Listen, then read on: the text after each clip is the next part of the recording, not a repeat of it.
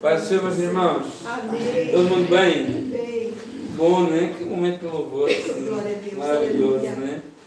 Queria estar meditando com os irmãos, Reis, 2 Reis, capítulo 6. Vamos ler aqui do verso 8 até o verso 23. Né? O Douglas já começou, né, nessa necessidade de abrir os olhos, né? Parece que ele já estava sabendo que eu ia pregar hoje.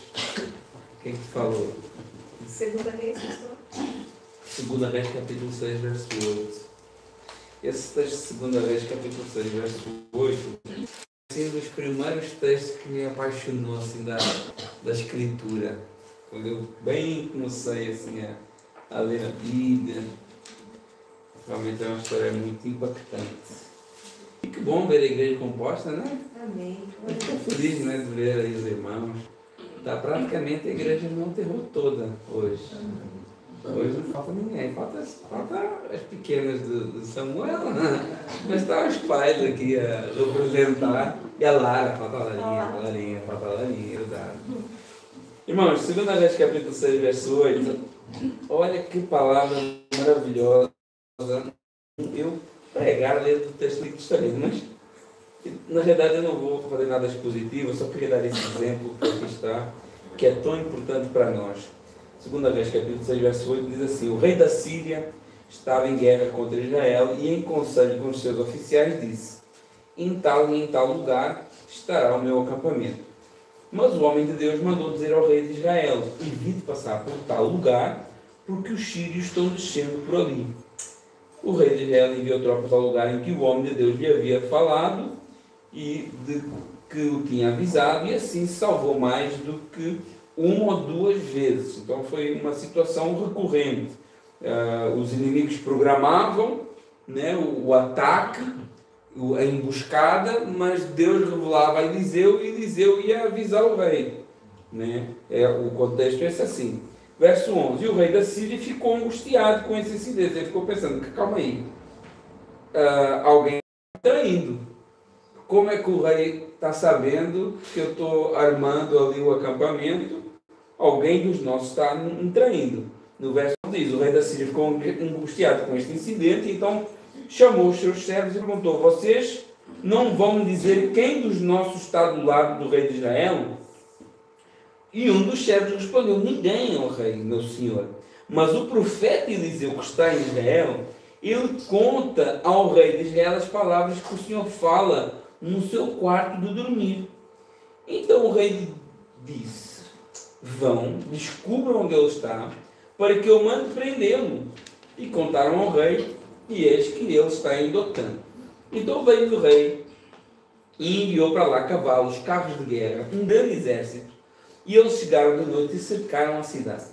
E o servo do homem de Deus levantou-se bem cedo, e ao sair, eis que tropas, cavalos e carros de guerra haviam cercado a cidade. Então o moço disse a Eliseu: meu senhor, o que é que nós faremos? E ele respondeu: não tenha medo, porque são mais os que estão conosco do que os que estão com eles. E Eliseu orou e disse: Senhor, eu peço que abras os olhos dele, para que ele veja. O Senhor abriu os olhos do moço, e ele viu que o monte estava cheio de cavalos e carros de fogo ao redor de Eliseu. E quando os sírios desceram contra eles, Eliseu orou ao Senhor e disse: peço-te que firas essa gente de cegueira. E ele os feriu de cegueira, conforme a palavra de Eliseu. Então Eliseu lhes disse: não é este o caminho, ou seja, todo o exército ficou cego, não é este o caminho, nem esta a cidade, sigam-me, e eu os guiarei ao homem que vocês estão procurando. E os guiou à cidade de Samaria.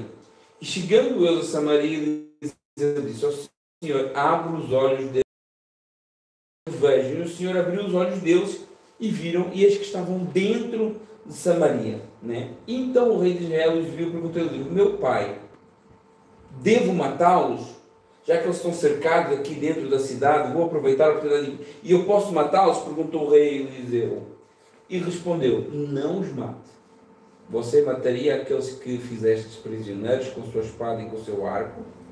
Ordena que lhes deem pão e água para que comam e bebam e voltem para o seu senhor. Então o rei ofereceu-lhes um grande banquete, e comeram e beberam, e ele os despediu, e voltaram para o seu senhor. E da parte da Síria não houve mais investidas da terra de Israel. Amém?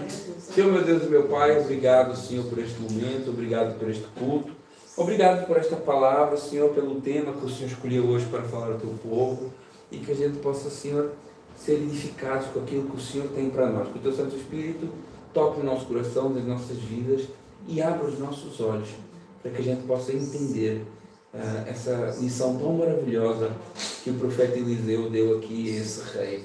Que a gente possa agir da mesma maneira também. Muito obrigado por tudo, em nome de Jesus. Amém. Irmãos, podem sentar. Deus abençoe. Temos aqui uma guerra muito peculiar, que foi vencida de uma maneira improvável, né? Eu não sei se os irmãos acompanharam a leitura. Israel venceu esse exército servindo um banquete para eles, né? Completamente oposto do que aquilo que seria de esperar. Era de esperar aquilo que o rei de Israel falou. Não, vamos aproveitar, eles estão aqui cercados. Agora é o momento certo, vamos matá-los todos aqui. A Síria, que é uma pedra no sapato para nós, né? Não é a Síria, é a Síria. A Síria é mais para a Mesopotâmia, a Síria e a Síria, às vezes a gente pode fazer confusão com esses dois países. A Síria é imediatamente ao norte de Israel. A Síria já é lá na zona do Iraque, lá na zona onde hoje é o Irão, na Mesopotâmia. Mas aqui estamos a falar da Síria. Então a Síria é uma pedra no sapato de Israel. E eles podiam ter aproveitado aquela oportunidade. Vamos resolver o nosso problema. Estão aqui na cidade cercados, vamos matar. E eles vencem uma guerra, servido um banquete para o inimigo. Olha que coisa tão interessante da gente pensar e de conectar com aquilo que está lá em Salmo 23, né? Salmo 23 também fala disso. Faz-me sentar à mesa com os meus inimigos, né? E a gente às vezes acha que aquilo pode ser uma situação de vantagem sobre os inimigos, mas é uma maneira de vencer o inimigo.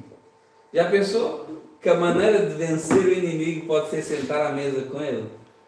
Né? E isso, quando eu li esse texto a primeira vez, deve ter sido dos primeiros textos bíblicos que me apaixonou. Eu acho que cada vez que eu lia esse texto, eu me emocionava e me emocionou muito, né? Uma guerra vencida de uma maneira completamente diferente, né? Uma guerra vencida com pão e água. Aqui Eliseu fala pão e água, mas a palavra diz que foi servido um banquete. Vencida pelo poder do perdão. Vencida pelo poder da misericórdia. E realmente para nós cristãos, não cristãos, mas particularmente para os cristãos, porque quando eu não sou cristão, eu não me preocupo muito se a pessoa está zangada comigo, não, né? Alguns mesmo não cristãos têm esse cuidado, mas nós sabemos que um dos desafios dos cristãos é ter paz com todo mundo, é amar o próximo, é eu ter uma vida sem inimizades, né? E o maior desafio é lidar com pessoas que nos atrapalham, porque existem pessoas que nos atrapalham, né? Existem pessoas que nos atrapalham na igreja, existem pessoas que nos atrapalham no trabalho, existem pessoas que nos atrapalham na família. Então, esse é um desafio para nós. E todos nós, em algum momento da nossa vida, vamos encarar pessoas que não vão com a nossa cara. Às vezes, sem nenhuma razão aparente. Olhou, não gostou, pronto. E aí, parece que cria ali uma inimizade, parece que fica um ambiente difícil. Eu não sei se vocês já ouviram, às vezes a pessoa nem se conhece bem, mas mesmo sem conhecer bem, já eu não vou com a cara dele, né? A gente já cria um preconceito, ou porque tem uma cara mais fechada, ou porque é muito bobinho, alegre. Então tudo é um pretexto para a gente às vezes criar um bloqueio com a pessoa, né? Mas realmente existem pessoas difíceis. Temos que admitir que realmente existem pessoas difíceis, né? Pessoas que nos desiludem, pessoas que nos traem, pessoas que nos magoam. E isso acontece muito também porque nós, como cristãos, também andamos na contramão do mundo, né? Então, quanto mais cristão eu sou e mais vivo a prática cristã, mais inimigos eu vou ter. Isso aí é uma realidade. Mais pessoas se levantarão contra mim. O próprio Jesus falou isso. Olha, se me perseguiram a mim, também vão perseguir vocês, né? Porque o servo não é maior que o seu Senhor. Então, o facto de sermos cristãos também às vezes incomoda, muitas vezes incomoda um colega de trabalho, incomoda alguém da família que não partilha da mesma fé, às vezes incomoda, às vezes pessoas dentro da igreja, né? Às vezes você ora demais, a pessoa não gosta de você ora tanto, às vezes você é muito aplicado, e a pessoa, não, mas esse cara é fanático, né? Então nós, em todos os contextos, nós encontramos situações de lidar com pessoas que não gostam tanto de nós. Não quero chamar assim de caras inimigos, mas alguns se tornam verdadeiros inimigos. Agora, a maneira como nós lidamos com essas situações vai determinar realmente se somos cristãos, né? Porque o cristão ele não se define por um estilo de roupa, embora algumas denominações cristãs quase que se definem, né? Quando a gente vê uma igreja, uma Assembleia de Deus tradicional, normalmente as mulheres vai ser daquele mesmo jeito, né? Aquela saia comprida, o cabelo comprido, aquele estilo assembleano. Mas ser cristão não tem nada a ver com isso, né? Não estou criticando isso, mas tem algumas. A gente vai à congregação cristã, a gente vê as mulheres todas com véu na cabeça, né? As mulheres de um lado, os homens do outro.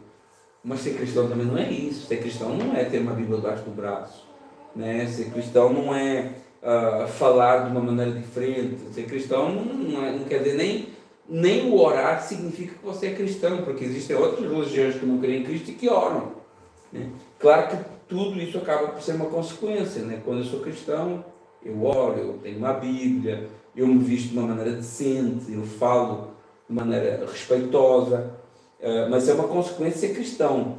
Mas a principal marca do cristão é a capacidade de lidar com pessoas difíceis, principalmente com os seus inimigos. Porque o cristão lida com os seus inimigos de uma maneira que nenhuma religião faz.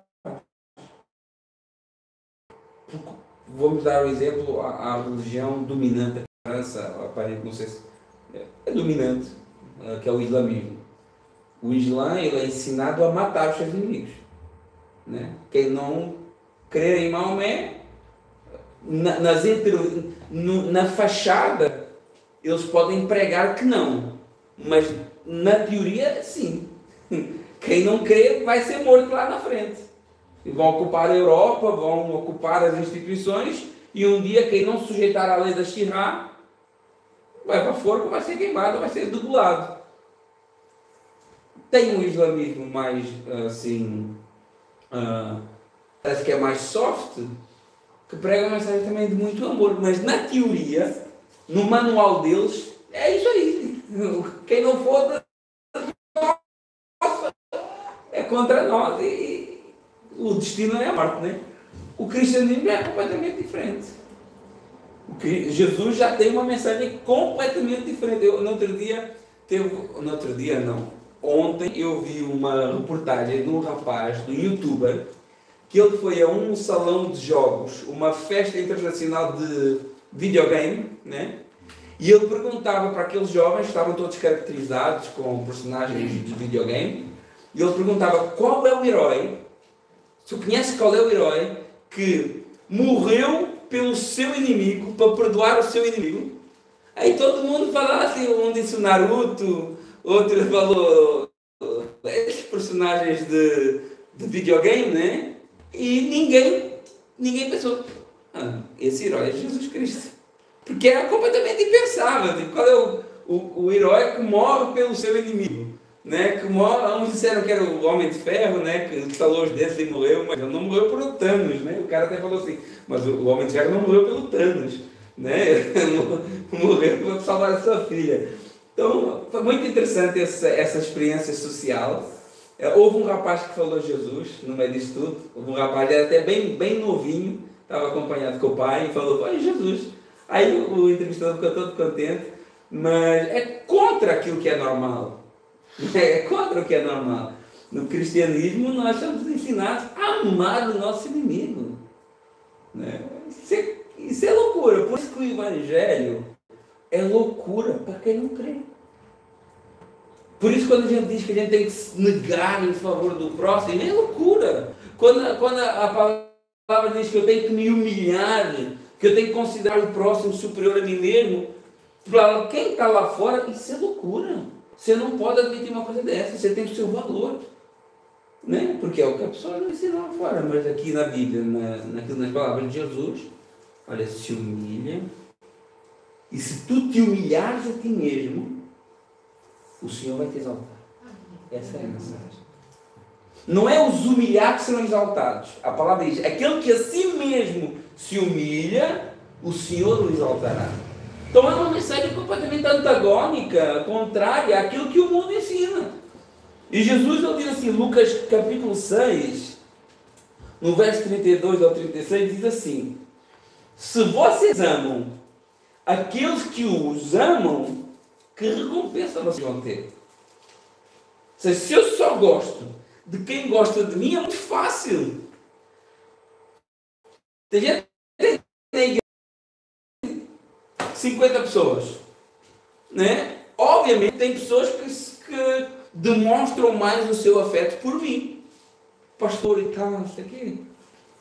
Mas eu não posso gostar só dessas pessoas. Tem pessoas que se calhar não concordam tanto comigo, mas se calhar são essas pessoas que eu tenho que dar mais atenção. E a Bíblia diz, se vocês só amam, verso 32 do capítulo 6 de Lucas, Jesus falando, se vocês só amam os que vos amam, que recompensa vocês terão? Porque até os pecadores amam quem os ama. Se fizerem bem só àqueles que fazem bem para vocês, que recompensa terão? Até os pecadores fazem isso. Verso 32. Se vocês amam aqueles que os amam, que recompensa terão? Já estou repetindo. 34. E se vocês emprestam, olha, essa aqui é forte, né?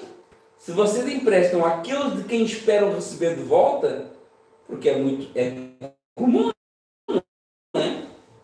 Se eu vou emprestar, eu vou de volta.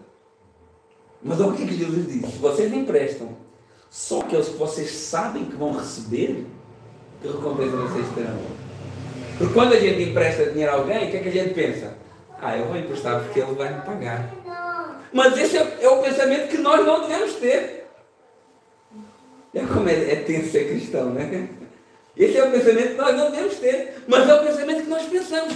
Não, eu vou emprestar o dinheiro ao Eurílio, estou a dar um exemplo, né? Porque eu sei que o cara é um cara honesto, então eu sei que ele vai me pagar. Eu não posso pensar assim. Jesus diz que eu não posso pensar assim. Eu tenho que emprestar, mesmo que não haja perspectiva nenhuma de devolver o dinheiro de volta. Eu não estou dando de volta no texto. Lucas capítulo 6, verso 34. Se vocês emprestam a quem esperam receber, que recompensa terão? Também os pecadores emprestam aos pecadores para receberem o mesmo. Não está falando de juros. Se vocês, porém, falando para nós, discípulos de Jesus, amam os seus inimigos, façam o bem e emprestem sem esperar nada em troca. Mas olha o maravilhoso disso tudo. E vocês terão uma grande recompensa e serão filhos do Altíssimo. Porque Ele é bondoso até para ingratos e maus. Às vezes você vê o cara ímpio prosperando, você fica assim, o cara é ímpio, o cara não crê, como é que Deus abençoa ele? Deus faz descer a chuva sobre o ímpio e sobre o justo. Sejam misericordiosos, assim como também é misericordioso o Pai de vocês. Que palavra desafiadora para nós.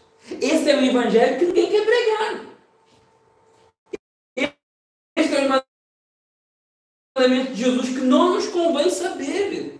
Porque quando alguém agora me pedir um dinheiro emprestado, eu vou pensar nisso aqui, eu vou ficar encurralado. Não vamos aproveitar agora da situação. Não é? Mas agora eu vou ficar encurralado. Assim, eu vou emprestar, ela não vai pagar, porque eu não tenho dinheiro, mas se eu não empresto, eu estou contrariando o mandamento de Jesus. Olha como é tenso isso aí. Vocês já se arrependeram de vir aqui hoje. Mas são mandamentos difíceis de viver, né? difíceis para todos, mas às vezes é difícil porque nós estamos um pouco como esse cego de Eliseu, né? Cegos para as realidades espirituais e agarrados às coisas materiais, aquilo que nós vemos. O Douglas deu aqui um texto maravilhoso, né? Aquela segunda carta de Coríntios é uma grande parte da carta. Paulo está defendendo o seu apostolado, está defendendo o seu apostolado, porque a certa altura as pessoas têm esta mentalidade assim. Mas se Paulo fosse o cara mesmo, ele não passava por essas dificuldades. Esse é o evangelho da prosperidade. Se você está sofrendo, você está em pecado. Se você não tem dinheiro, está em pecado. Se você não tem uma casa, você está em pecado. Esse é o evangelho da prosperidade. Agora, se você está bem, né? Se você está bem, então é porque você está... Deus está te abençoando porque você está santo. Não tem nada a ver uma coisa com outra. E eu acho lindo Paulo defendendo o seu evangelho, e quando ele fala, olha, eu não me molestem, não me chateiem, porque eu trago no meu corpo as marcas de Cristo. Muito mais do que o bolso cheio de dinheiro, muito mais do que bens, muito mais do que uma conta bancária choruda. Ele fala assim, olha, não me chateiem, porque eu trago no meu corpo as marcas do Senhor Jesus. Então isso é maravilhoso para nós. Então às vezes nós estamos cegos, como esse servo, né? Quando alguém se levanta contra nós, quando um desses inimigos que nós temos que amar se levanta contra nós achamos que isso vai nos destruir.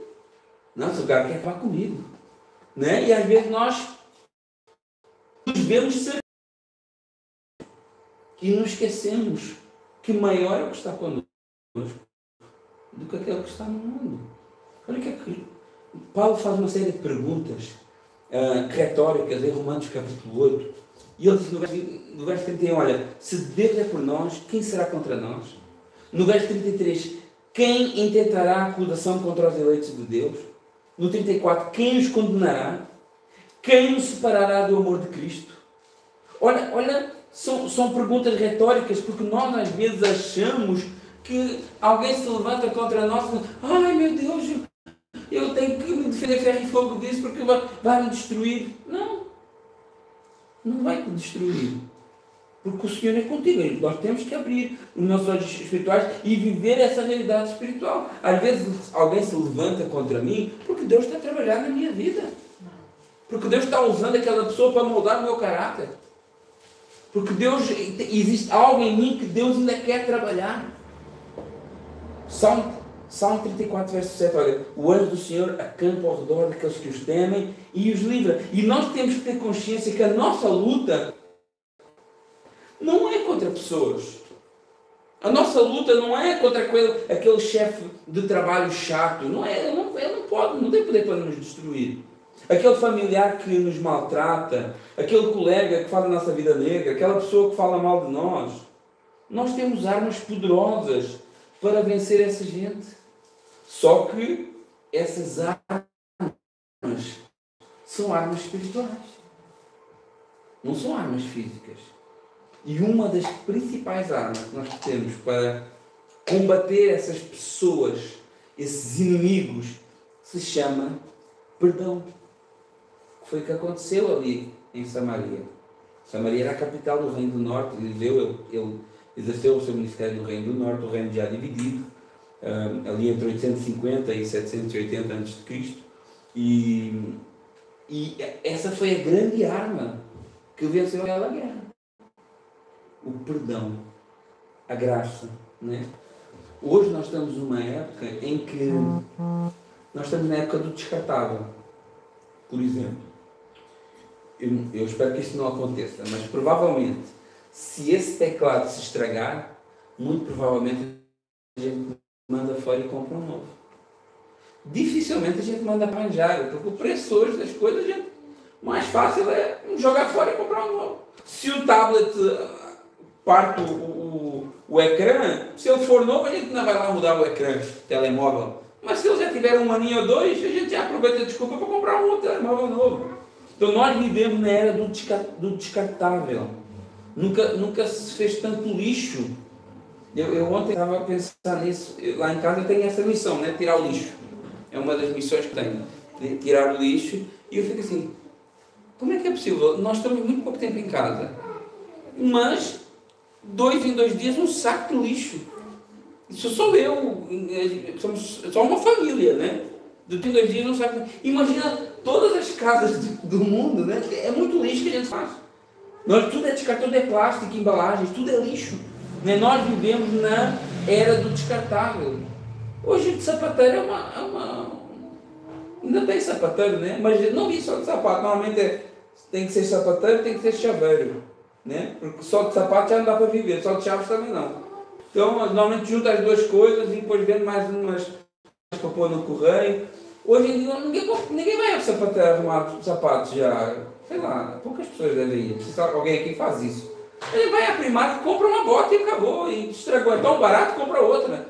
Né? Só se for uma coisa talvez muito cara que ele te deu o trabalho de ir ao sapateiro. Né? Mas mesmo assim, acho que nem faz isso. Então nós vivemos na era do descartável. E nós aprendemos a fazer isso com pessoas também. Esse que é o grande problema. Quando alguém fala conosco meio torto, quando alguém falha, nós já, fica do ladex aqui que eu já não quero nada contigo. Essa é a nossa maneira hoje de lidar. A pessoa olha torto, dá uma resposta torta, falha um compromisso, nós simplesmente descartamos as pessoas. Começamos a olhar para ela com outro olhar, com outra mentalidade. Criamos um preconceito em relação a ela e ao fazermos isso, nós pensamos que estamos descartando, mas na realidade estamos acumulando lixo espiritual na nossa vida. Peso espiritual, mágoa, sentimentos ruins. Vamos perdendo a paz. Eliseu não era cristão. Ele não era cristão no sentido de que nós somos, né? Ele foi salvo pela fé em Cristo. Como é que isso funciona, né? Porque Cristo nasceu 800 anos depois, mas todo mundo foi salvo pela fé em Cristo, desde Adão. Só que eles olhavam, eu já falei isso, eles olhavam para Cristo como uma promessa que vinha e nós olhamos para Cristo como uma promessa que já veio. Mas todo mundo foi salvo pela fé em Cristo. Mas ele não era cristão no sentido que ele tinha tido a revelação de Jesus e os seus ensinamentos e seguia esses ensinamentos. Mas o Espírito, né, que estava sobre Cristo, que nos ensinou, que habita em nós, estava sobre ele. Até estava, segundo a palavra, uma porção dobrada desse Espírito sobre Eliseu, né? E ele, esse Espírito certamente o conduziu para esse momento de graça, né? Porque a gente acha que a graça é uma coisa do Novo Testamento, mas a graça já está lá desde o Éden, que Deus manifesta a sua graça. Deus manifestou a sua graça não matando Adão e Eva ali, não fulminando a criação ali. Antes matou um animal e cobriu eles com peles. Deus demonstra a sua graça tendo Ruth, sendo bisavó do rei Davi. Sendo que havia uma regra, uma lei do próprio Deus, que nenhum israelita se podia casar com uma moabita. Mas o mesmo Deus que manda Moisés dizer isso, depois permite Ruth ser a bisavó do rei Davi. A graça estava lá em Raab, uma prostituta pagã, que também entra na linhagem que vai dar o Messias. Então a graça de Deus, ela não é uma coisa da cruz. Não, ela é da cruz, mas na cruz estava prevista antes da fundação do mundo, então ela acompanhou a criação desde sempre. E Eliseu dá aqui uma demonstração desta graça. Porque aquele povo era um povo mau.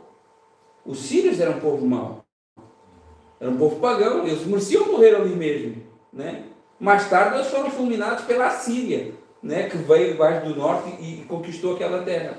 Mas, naquele momento, Deus demonstrou a sua graça para aquele povo e fez isso através de Eliseu.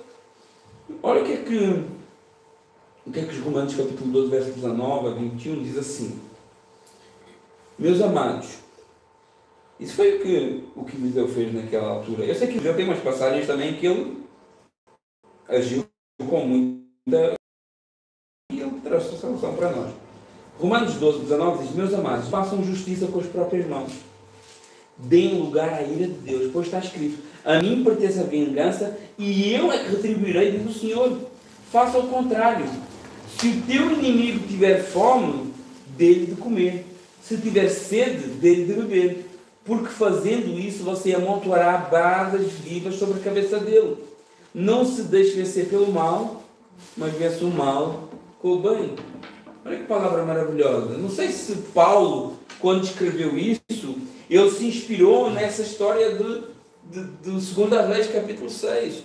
Né? Certamente ele foi guiado pelo Espírito Santo a escrever, mas talvez tendo em conta esse episódio. Amontoar brasas vivas, o que é? Claro que não é natural, não é uma coisa literal. Eu vou pegar umas brasas e vou colocar na cabeça da pessoa. Mas a pessoa fica confusa. Eu não sei se eu já testemunhei isso aqui com você. Eu lembro no início, quando eu cheguei na igreja, logo nos primeiros semanas da igreja, tinha um culto ao domingo. E nós fizemos um culto à quinta-feira. Antigamente lá em Pontão tinha culto à quinta-feira. E como eu não pensei no culto, porque para mim culto é culto, a gente inventa essas coisas, né, de culto disso e culto daquilo, culto de missões, culto da família. Para mim culto é culto, culto ao Senhor. Só que lá em Portugal o culto do meio da semana chamava-se culto da vitória. Aí agora, culto da vitória, fazer um cartaz, culto da vitória. Aí eu vi um irmão que chegou perto de mim e eu senti que ele vinha assim, bem assim, eu não digo que ele vinha me confrontar, mas ele vinha bem contrariado com aquela decisão que eu tinha tomado. E ele me perguntou, mas pastor, para que culto da vitória? Você não acha que isso pode induzir as pessoas a vir pelo motivo errado? Não é porque culto, então esse é o culto que tem vitória, os outros não têm? Tipo, tem uma data marcada para a vitória, é como o culto de libertação, né? O Espírito Santo vai libertar naquele culto ali. A gente é que decide quando é que ele opera na vida da pessoa. Né? Então, e eu olhei para ele assim, e eu falei assim, meu irmão, eu acho que você tem razão. Eu acho que você tem razão.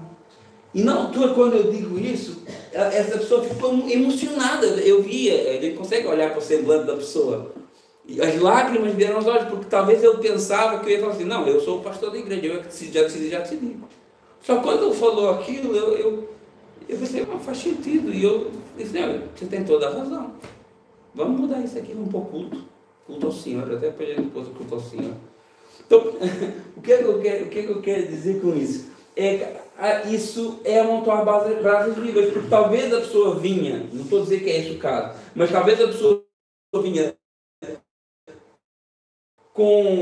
preparada para debater, e eu dei razão para a pessoa. Eu fiquei confundido, eu não estava à espera disso. Eu vinha preparar para debater aqui, agora não tem como debater, agora, entendeu? Então, vencer o mal com o bem. Não dizendo que esse irmão estava mal intencionado, até porque eu acho que ele tem razão. E tanto que tem razão que a gente mudou. Então, quando alguém tem algo contra nós, se a gente sente que alguém tem algo contra nós, eu sou assim, se eu sinto que alguém tem, eu busco o mais possível chegar perto dessa pessoa. É o contrário. Não, se o cara tem algo a me deixa, eu quero para lá. Ah, não precisa para nada, não nasci dele, não é meu pai, não é minha mãe, não é minha família. Né? Então, às vezes, eu tenho isso para mim, quando eu sinto que alguém tem algo contra mim, quando eu sinto que o ambiente não tá bom, por alguma razão, eu procuro chegar e perguntar para ele, está tudo certo, está tudo bem? O que é que a gente fez? Vamos nos consertar, vamos reatar alguma coisa que foi perdido. Né? Nós devemos ter a certeza de que estamos resolvidos e que não há nada que atrapalhe a nossa comunhão. Porque tomar a ceia indignamente é isso aqui. Tomar a ceia indignamente é eu tomar a ceia estando ruim com alguém, estando brigado com fulano. Né? E isso aqui é tomar a ceia indignamente. E eu não quero carregar lixo. Eu não quero carregar peso na minha vida. Eu não quero carregar pecado. Olha o que é que Mateus capítulo 5, um texto muito conhecido, capítulo 5, versos 23 e 24, diz assim, olha, portanto, se você estiver trazendo a sua oferta ao altar, e se lembrar que o seu irmão tem algo contra você, deixe a oferta do altar, deixe ali diante do altar, e vá primeiro reconciliar-se com o seu irmão, e então volte e faça a sua oferta. Olha como é que a palavra do Senhor claro que Jesus usou aqui essa questão da oferta, por quê? Porque a oferta é talvez aquilo que a gente faz na igreja que nos dá mais um sentimento de autojustificação, né? Porque a gente, quando oferta, quando dá o dízimo ou qualquer coisa, a gente sente-se, uau, eu vou dar o dízimo, Deus está agradado, né? acha que é algo que nos dá um sentimento de auto-justificação. E por isso que talvez Jesus tenha usado essa questão da oferta. Mas a oferta também é um ato de adoração a Deus. Então eu acredito que o que Jesus está querendo falar aqui é que qualquer coisa que tu faças para a igreja, ou que faças para Deus, se existem pendências, não vale a pena. A nossa adoração, o Senhor não recebe a nossa adoração. O Senhor não recebe a nossa oferta. Se eu sei que tem algum irmão que tem algo contra mim, então eu devo ir lá e me reconciliar com o meu irmão antes de fazer qualquer outra coisa. Porque eu não posso usar qualquer coisa que eu faço na igreja como uma cortina de fundo para um problema que eu tenho com o meu irmão. Né? Então, a gente deve ter esse cuidado. Deve ter esse cuidado. Dentro e fora da igreja nós vamos deparar com pessoas difíceis. Dentro e fora da igreja. Né? Na igreja devia ser todo mundo santo. Não. A igreja é um recorte da sociedade. O que tem na sociedade tem na igreja. Lá tem assassino? Talvez tenha algum assassino aqui. Lá tem pedófilo? Pode ter um pedófilo dentro da igreja. Lá tem um tarado? Pode ter um tarado aqui também. Claro que eu acredito que vai ser em escala menor. Mas pode ter. Talvez arrependido, lutando contra os seus desejos, lutando contra o seu pecado. Mas se vacilar e sair dos caminhos do Senhor, volta a cair. Então a igreja tem pessoas boas, tem pessoas ruins. Tem trigo, tem joio, Jesus fala disso. Né? E quando nós nos deparamos com pessoas difíceis, Deus diz assim, Mateus capítulo 5, verso 41, uma palavra muito interessante, diz assim: se alguém obrigar você a andar 1 milha, vá com ele 2. Pessoas que dão trabalho, não desista delas facilmente. Pessoas chatas, pessoas que questionam as suas decisões, dê oportunidade. Fala, senta, entenda-se. Né? Quando descartamos alguém, nós na realidade estamos carregando lixo, sentimentos negativos. E nós não podemos fazer isso, devemos seguir a paz com todos. Um dos frutos do Espírito é longanimidade. A Bíblia diz que Deus é longânimo para conosco. O que é que isso significa? Significa que Deus tem paciência para conosco. Porque nós somos filhos rebeldes. Nós erramos, nós falhamos. Nós sabemos que não podemos pecar e pecamos. Nós sabemos que não podemos pensar coisas ruins e pensamos. Nós falamos do próximo e às vezes falamos. E Deus, o que é que Ele faz? Ele é longânimo. Ele nos perdoa, Ele tem paciência para conosco. Né? E nós também temos que ser longânimos para com o nosso próximo. É um fruto do Espírito. Ter paciência. Eu não tenho paciência mais para esse povo, não. Acabou para mim. Longanimidade é uma das características do fruto do Espírito. E quando eu faço isso, eu amontou o brasa viva sobre a cabeça dele. Olha o que é que a oração do Pai Nosso diz, que é o modelo de oração que nós devemos seguir. Não ipsis litteris, não repetindo, mas ela nos mostra um caminho que a nossa oração deve seguir. Mateus capítulo 6, verso 12. E perdoa as nossas dívidas, assim como nós perdoamos os nossos devedores. Olha o compromisso que nós fazemos. O compromisso que fazemos é que o Senhor nos perdoe no mesmo nível que nós perdoamos o nosso próximo. Talvez alguns aí não estão recebendo perdão, porque se não perdoam, não recebem perdão. Vamos lá ver uma coisa. Pedro ele perguntou assim para Jesus, Mateus 18, 21 a 22, diz assim: Pedro, aproximando-se, perguntou a Jesus: Senhor, até quantas vezes eu devo perdoar o irmão que pecar contra mim? Até 7? E Jesus dizia: não digo você que perdoou 7 vezes, mas 70 vezes 7. O que é que Jesus está aqui a dizer, né? Dê mais uma oportunidade. Tenha sempre a porta aberta para a reconciliação. Né? Já viram? 490 vezes? Mas ninguém nunca errou comigo 490 vezes, né? Mas você já errou para Deus 490 vezes. Será que você nunca pecou 490 vezes? Provavelmente já. Provavelmente já pecamos. Já, né? A gente não diz que todo dia peca de algum jeito, né? Pensamento, palavra, obra. Né? Só um ano tem 365 dias. Então, muito provavelmente já pecamos mais de 490 vezes. Então, pense lá, quantas vezes eu peco no último mês? Quantas vezes eu pequei? A Bíblia diz que nós temos cerca de 70 mil pensamentos. Né? Diz um estudo de uma universidade lá da Califórnia. 70 mil pensamentos. Diz que os homens têm menos, as mulheres têm mais. Né? Diz que as mulheres falam em média, isso é estudo, não fui eu que inventei isso, 20 mil palavras por dia. Será que é isso tudo? 20 mil palavras por dia. Diz que os homens são 7 mil. Quase um terço, né?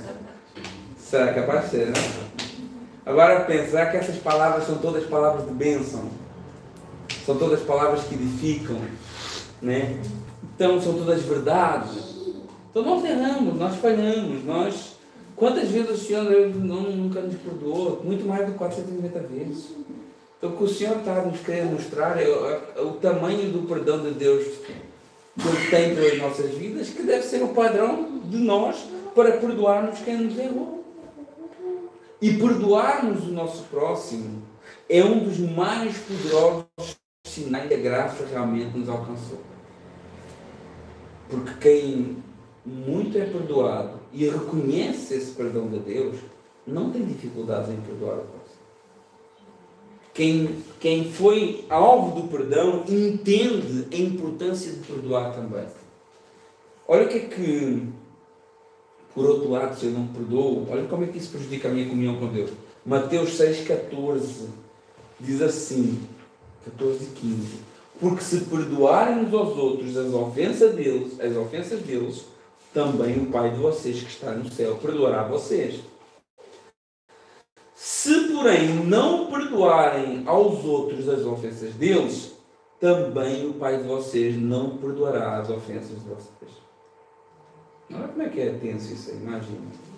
Você faz uma vida toda tranquila, vindo à igreja, servindo, contribuindo, adorando, mas você não perdoa o seu pai porque ele foi um mau pai.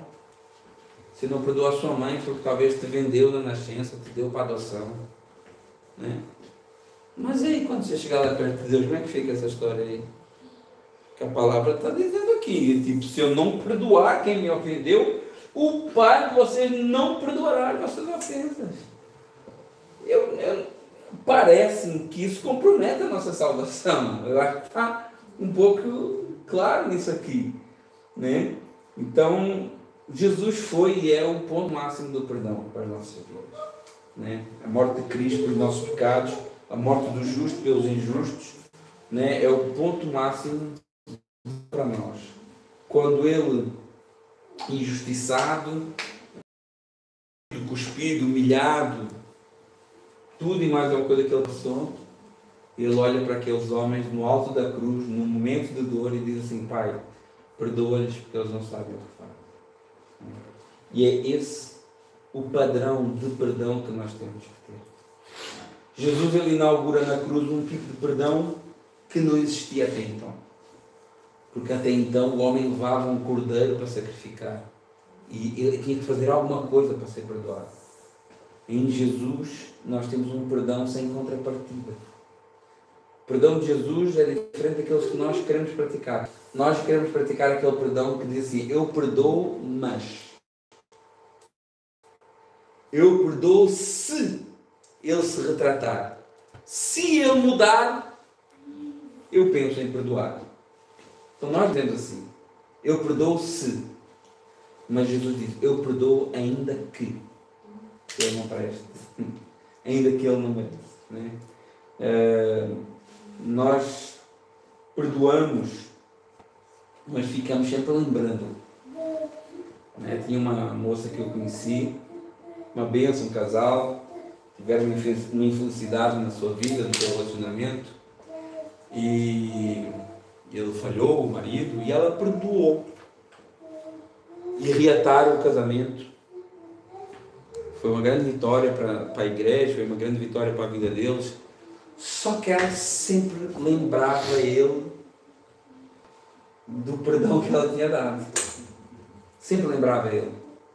Ele falhou feio, mas ela perdoou, ela recebeu em casa, mas sempre lembrava ele. Sempre lembrava daquilo que ele tinha feito.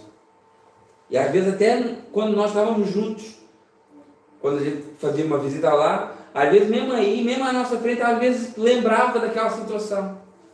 E ele falava, irmã, você perdoou. Nós perdoamos, mas ficamos lembrando da situação. Jesus perdoa e olha, lança no lago de esquecimento. Não se lembra mais. Esse casamento acabou por acabar. Né? Precisinho, né? Apesar de uma aparente reconciliação e de um aparente perdão, essa mentalidade está sempre lembrando. Olha, não te esqueças o que é que tu fizeste, né? Olha que perdoa. Porque acaba por destruir o casamento. Acabou. Né? Esse não é o tipo de perdão que Deus quer de nós. É um perdão que não é uma amnésia, mas que não fica lembrando toda a hora. Nós perdoamos e queremos algo em troca. Jesus perdoa e nos dá o Espírito Santo para nós. É esse o padrão que nós devemos ter. O servo de Eliseu aprendeu uma grande lição, né? Deus abriu os olhos dele para o mundo espiritual.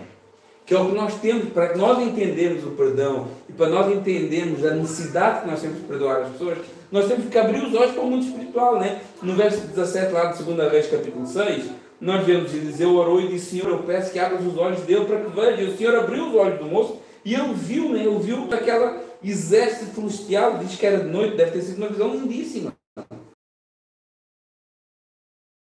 Mas da mesma maneira que Deus abriu a visão dele para ver o socorro do Senhor, nós devemos abrir os nossos olhos espirituais para entender quem luta por nós. E não só, para entender quem luta contra nós. Porque a palavra diz lá em Efésios capítulo 6, a nossa luta não é contra carne nem sangue, mas contra principados, potestades, dominadores desse mundo tenebroso, forças espirituais do mal nas regiões celestes. Por isso que nós devemos estar com os olhos bem abertos. Porque não é vamos lá ver, vamos imaginar que não é a Vanessa, é o espírito que está na Vanessa que está a afrontar a mim, que quer nos dividir. Então a luta não é contra ela. Vou dar um exemplo, né? A luta é contra o espírito que quer dividir a igreja, que quer dividir o povo de Deus, que quer dividir as famílias, que quer dividir os casamentos. O inimigo da esposa não é o esposo. Ainda que o esposo possa ser um drogado, ainda que o esposo possa ser um bêbado, ainda que possa ser o que for, mas é a entidade espiritual que está dominando a vida dele. E a nossa luta é contra essa entidade. É isso que nós temos que entender. Existe uma força maligna que luta contra nós. E esses sim são os nossos verdadeiros inimigos. Só que essa força maligna, ela não tem corpo. Ela não tem carne. Ela tem matéria. Então ela vai usar pessoas. Ela vai usar um colega, vai usar um irmão, ela vai usar um pastor às vezes. Até isso pode usar, claro que pode. Nós temos um inimigo. O nosso inimigo não é de carne e osso. E o nosso inimigo sabe que a falta de perdão atrapalha a nossa comunhão com Deus. Por isso ele vai usar pessoas para nos magoar. Por isso ele vai colocar pais contra filhos, marido contra esposa, irmãos contra irmãos. Tentar levantar inimizades. E nós temos de estar cientes disso e abrir os nossos olhos espirituais para essa realidade. Da mesma maneira que Eliseu pediu para aquele servo abrir os olhos, para que ele pudesse ver, nós também temos que abrir os olhos para isso. Porque o inimigo é astuto. O inimigo é astuto. Não pense que o inimigo... Pense assim, nós achamos que somos muito inteligentes, né? A gente acha que é muito inteligente. Agora pensa num ser com milhares de anos, que conhece o homem de trás para a frente, de frente para trás, os prazeres, as fraquezas. Ele é astuto. A Bíblia diz que ele arma ciladas. E nós temos que estar atentos. Ele é o pai da mentira. É do diabo que vem divisão, é do diabo que vem contenda. Tudo isso existe sob influência maligna. Desde o início. Qual foi o propósito do Satanás no início? dividir o homem, afastar o homem de Deus, criar uma divisão. E ele continua fazendo isso. E por vezes nós devemos parar e pensar quem está nos envolvendo, quem está nos influenciando, ou quem está influenciando aquele que se levanta contra mim. É uma guerra espiritual que nós vivemos e nós temos que abrir os olhos para essa realidade espiritual. O verso 13 de Efésios capítulo 6 diz: olha, tomai toda a armadura de Deus para que possas estar firmes, resistir no dia mau, porque olha, o dia mau vem. O dia mau vem. Vai haver algum dia, se calhar eu digo alguma coisa que fere o Douglas. Algum dia talvez que eu vou falar uma coisa que vai ferir o Eurílio. Vai vir dias que a gente diz coisas erradas, no momento errado. Que às vezes emprestamos a nossa boca para Satanás. E nós temos que ter consciência. A minha luta não é contra o António, a minha luta não é contra o Douglas. A luta é contra o espírito que quer nos dividir. Contra o espírito que quer criar vida. Devemos nos revestir de Deus, tomar a armadura de Deus, nos encher de Deus. Porque a nossa carne, ela quer brigar, a nossa carne, ela é orgulhosa. A nossa carne, ela não quer perder, a nossa carne não quer se humilhar. Mas nós não somos guiados pela carne. Nós somos guiados pelo Espírito. E por vezes o Espírito Santo vai dizer: te humilha. Deixa para lá. Deixa eu pensar que tem razão. Faz-te de burro. Faz-te de sonso. Nós não precisamos ganhar todas as brigas. Nós não precisamos ter sempre razão. Nós não precisamos ter sempre a última palavra. Mateus 23:12, nós falamos sobre isso no início. Quem a si mesmo se humilhar, esse será exaltado. Desde que Deus fará a justiça. Agora nós temos que nos revestir de Deus para conseguir identificar essas ciladas de Satanás. O verso 14 de Efésios 6 diz assim: pois estar firmes, cingidos com a verdade. Nós devemos estar cingidos. Cingidos é preparados, equipados com o conhecimento da verdade. Como é necessário nós conhecermos a verdade? Como é necessário nós estarmos preparados na verdade de Deus? Hoje o mundo vai... Eu ouço muito, né, pelo avivamento, né? Vai ter um grande avivamento antes do final dos tempos. Mas o avivamento na Bíblia acontecia quando o povo se voltava para a palavra, para a verdade. Não existe avivamento espiritual divorciado de uma meditação profunda na palavra de Deus. E nós temos que estar alicerçados nessa verdade, revestidos dessa verdade. E hoje as pessoas buscam avivamento em movimentos onde a palavra de Deus não é exposta, onde essa verdade não é anunciada. Isso nunca vai ser movimento de avivamento. O movimento LGBT fazem marchas, os macumbeiros fazem muitos movimentos, mas isso não é avivamento. Agora, avivamento espiritual, arrependimento, mudança de vida, mudança de mentalidade, e nós devemos estar cingidos com a verdade de Deus. E essa verdade é só uma: eu preciso de me arrepender dos meus pecados. Eu preciso de entregar a minha vida ao meu Salvador. Eu tenho que me estar agarrado e revestido dessa verdade. Que o Evangelho, como dizia Charles Spurgeon, é um mendigo dizendo a outro mendigo onde é que tem pão. Isso é o Evangelho. Um mendigo dizendo a outro mendigo: tem pão em Jesus. Mas os dois carentes dessa mesma verdade. Então nós devemos nos cingir dessa verdade. No mesmo verso 14 do Efésios 6 diz: e vestir a couraça da justiça. Né? Essa couraça que é um elemento da armadura que protege, né? O peito, protege os órgãos vitais, normalmente de bronze ou de couro, né? Mas protege principalmente o coração, né? Essa linguagem espiritual que Paulo usava aqui, uma linguagem aqui de um guerreiro, e ele, melhor do que ninguém, aqui, quando escreveu a carta aos Efésios, estava preso e tinha sempre uma guarda diante dele. Eu imagino ele escrevendo e olhando para o guarda que estava perto dele, né? E essa couraça que a gente deve vestir, que protege, né, o nosso coração, essa justiça que nos protege, que não é a nossa própria justiça, porque se fosse a nossa própria justiça, a couraça era toda furada, né, era toda esburacada, não nos protegia para nada. Mas é a justiça que foi aplicada em Cristo e que Deus nos concede quando cremos nele, né? É dessa justiça que a gente tem que se agarrar. Filipenses 3,9 diz, olha, não temos justiça própria que procede da lei, mas justiça mediante a fé em Cristo. A justiça que procede de Deus, baseada na fé. Vestir a couraça da justiça é proteger o coração com a certeza de que já fomos declarados justos por Deus em Cristo Jesus. E essa convicção nos guarda de acusações do demónio, porque o demónio nos acusa, ele é o acusador. Apocalipse capítulo 12, verso 10 diz que ele é o acusador de dia e de noite, que ele está lá acusando o Eurílio, acusando o António dia e noite. E constantemente ele quer nos fazer duvidar do amor de Deus por nós, da aceitação de Deus por nós, e a couraça da justiça impede esses pensamentos, impede que isso atinja o nosso coração. Nós já fomos considerados justos em Cristo Jesus e é desta justiça que eu devo me revestir. No verso 15 fala, verso 6, calçai os pés com a preparação do Evangelho da paz. E a couraça da justiça protege o coração, os calçados firmam os nossos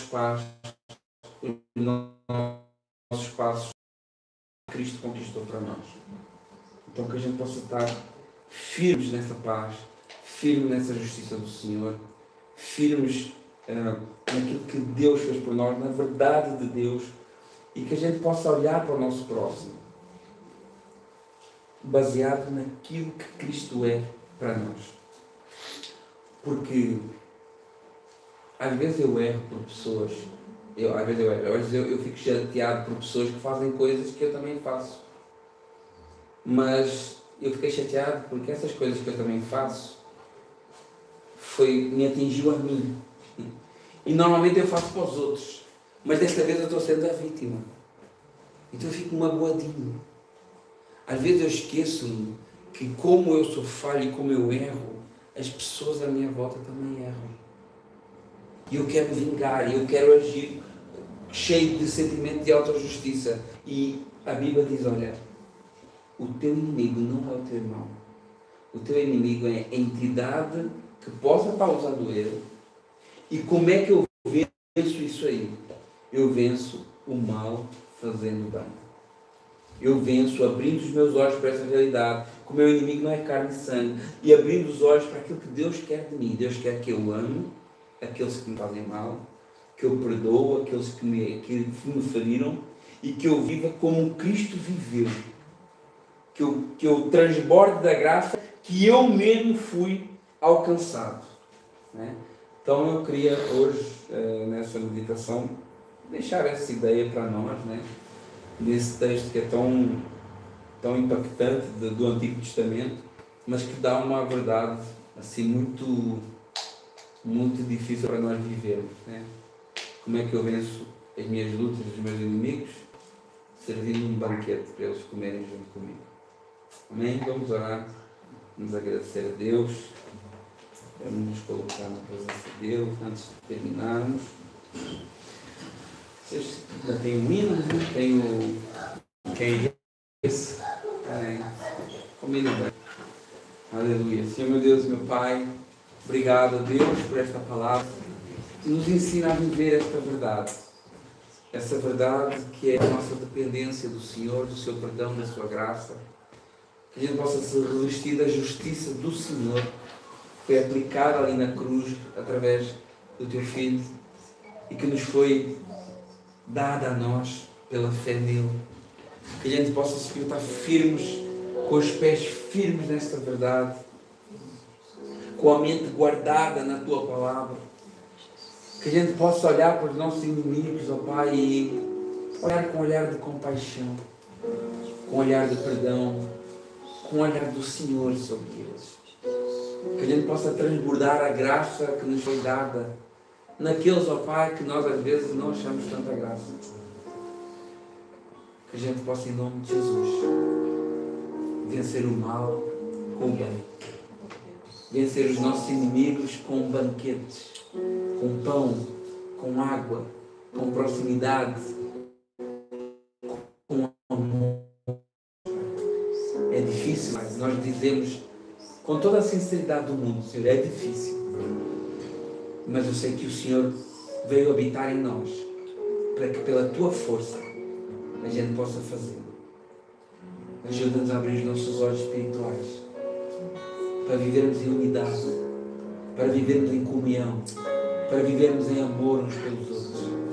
Abre os nossos olhos, ó Pai, para a gente olhar para as coisas verdadeiras, para as coisas que te agradam.